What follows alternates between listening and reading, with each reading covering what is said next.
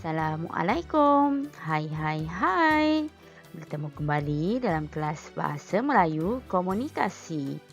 Mari kita lihat apakah topik yang akan kita pelajari hari ini. Baiklah, topik pada minggu ini adalah daripada unit 6, Hormat Menghormati. Dan dalam topik ini, kita akan belajar 3 subtopik iaitu yang pertama, kirimkan khabar, sejernih kasih ibu dan pantun kasih sayang ibu bapa. Jadi, apakah objektif pembelajaran kita pada hari ini? Cikgu nak awak berikan maksud perkataan dan ungkapan dengan betul. Yang kedua, melengkapkan pantun dengan betul. Kita akan buat bersama-sama. Dan melengkapkan tempat kosong dengan perkataan atau frasa yang sesuai. Okey, ini adalah aktiviti dan latihan kita pada hari ini. Okey, mari kita lihat satu persatu subtopik yang akan kita pelajari hari ini. Baiklah anak-anak, subtopik kita yang pertama iaitu kirimkan khabar, mendengar dan bertutur.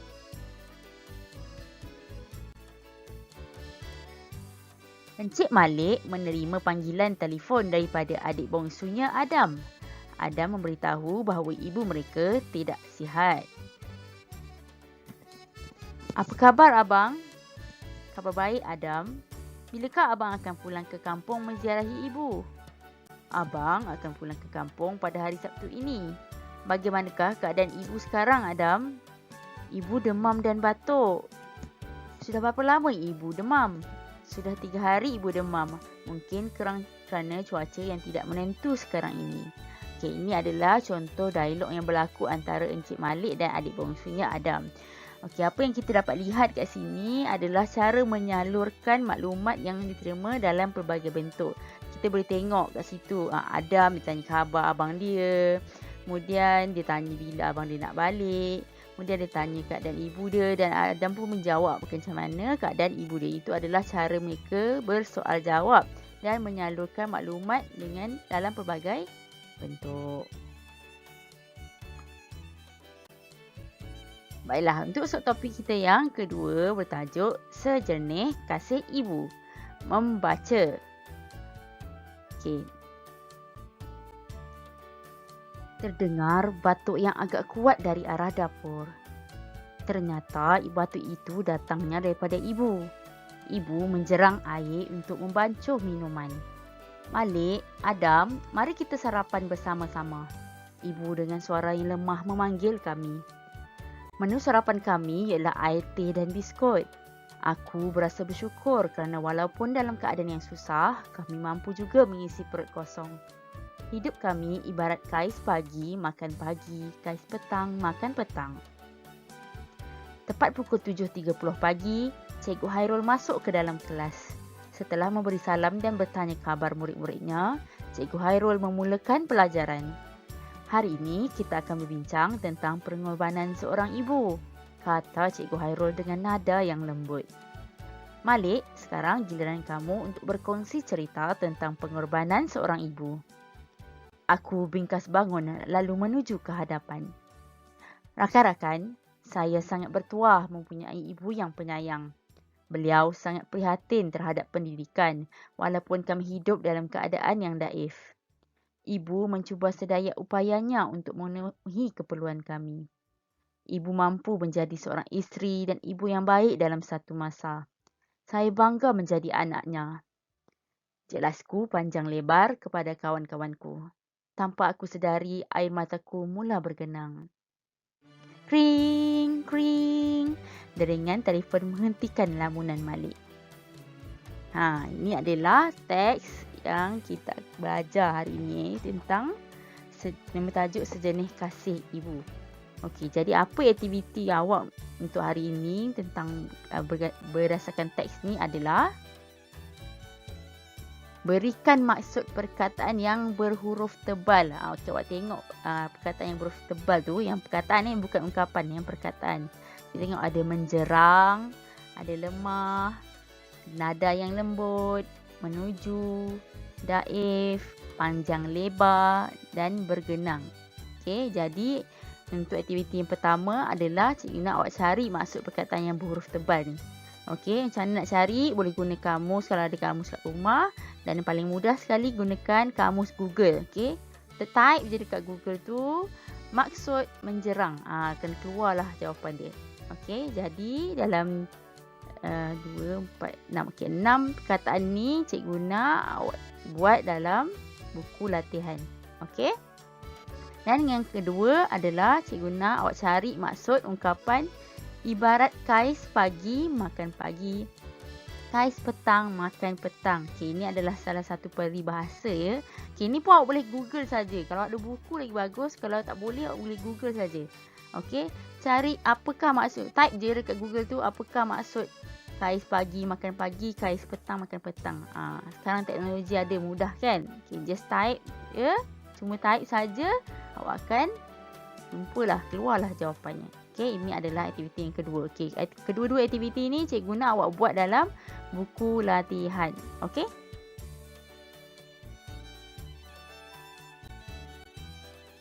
Okey, ini adalah kesimpulan daripada aktiviti tadilah. Okey, ada 7 perkataan 7 perkataan. Cikgu sebut 6 tadi ya. Okey, 7 perkataan. Menjerang, lemah, nada yang lembut, menuju, daif, panjang lebar, bergenang. Okey, 7 perkataan ni, maaf ya. 7 perkataan ni cari maksudnya. Dan yang kedua, cari maksud ungkapan ibarat kais pagi makan pagi, kais petang makan petang. Baiklah, untuk subtopik yang ketiga, pantun kasih sayang ibu bapa menulis. Jadi kita akan pergi dulu kepada pantun kasih sayang ibu bapa. Okey, anak-anak boleh lihat ini adalah pantun kasih sayang ibu bapa. Jadi kita akan baca bersama-sama dan buat aktiviti ni bersama-sama. Okey, ini adalah aktiviti dalam kelas lah. Okey, bukan sebagai latihan, ini adalah aktiviti dalam kelas. Okey, mari kita tengok pantun yang pertama. Mari menikmati buah anggur di bawah tenda di seberang titi. Ayah menasihati, ibu menegur. Okey, jadi apa jawapan dia? Itulah tanda kasih sejati. Okey. Tengok ada jawapan dah ada, tinggal kita masukkan saja. Okey, ini tak apa, ini aktiviti dalam kelas sajalah. Okey, mari kita tengok pantun yang kedua. Daun selasih dan asam jawa dalam raga di tepi guni, mencurah kasih sepenuh jiwa, sejahtera keluarga, aman harmoni. Okey, ini adalah jawapan untuk pantun yang kedua. Sebentar lagi cikgu akan tunjukkan kenapa jawapan-jawapan ni yang terpilih. Okey, cikgu akan jelaskan sebentar lagi. Okey, mari kita tengok pantun yang ketiga. Buat bumbu daging salai sambil leka mendengar hikayat. Jasa ibu dan bapa tidak ternilai. Sayangi mereka sepanjang hayat. Okey. Baiklah, cikgu akan jelaskan kenapa itulah jawapan-jawapan bagi tiga pantun ni. Kenapa? Okey, ini pantun ni adalah pantun 4 kerat ya. Okey, awak tengok ada berapa baris? 1, 2, 3, 4. Setiap rangkap tu ada 4 baris. Ni nama dia pantun 4 kerat. Okey, tengok yang bawah tu. Rima pantun ABAB. Bukan abab ABAB. Apa itu ABAB? Okey, awak tengok kotak merah yang cikgu dah tanda tu. Okey, apa maksud ABAB? Maksudnya baris yang pertama dengan ketiga sama hujung huruf dia. Baris kedua dengan keempat pun sama huruf dia. Awak tengok anggur, gur, G-U-R. Awak tengok baris yang ketiga, menegur, ada G-U-R sama. Tengok baris yang kedua, T. Okey, bawah sekali, itulah tanda kasih sejati, T, sejati, T pun sama. Itulah maksud dia rima pantun ABAB. Maksudnya baris pertama dengan ketiga sama, baris kedua dengan keempat sama. Itu adalah pantun, rima pantun ABAB. Okey, ini adalah cara awak nak kenal lah jenis pantun. Okey. Baiklah, kita akan pergi kepada aktiviti yang kedua kita pada hari ini, iaitu isi tempat kosong. Okay, awak tengok petikan ni, okay, ada tempat kosong kan? Jadi, apa yang cikgu nak awak buat ialah kita akan cari perkataan atau frasa yang sesuai untuk kita letakkan dalam petikan tersebut. Jadi, kita akan baca dan bincangkan bersama-sama. Jadi, ini adalah salah satu latihan awak lah untuk hari ini. Okey, kita akan bincangkan di sini. Jadi awak dah boleh buat latihan tu terus dalam live worksheets nanti. Okey?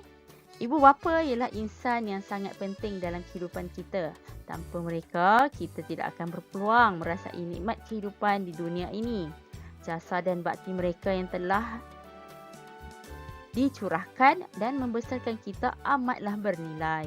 Terdapat banyak cara yang boleh kita lakukan sebagai tanda menghargai mereka.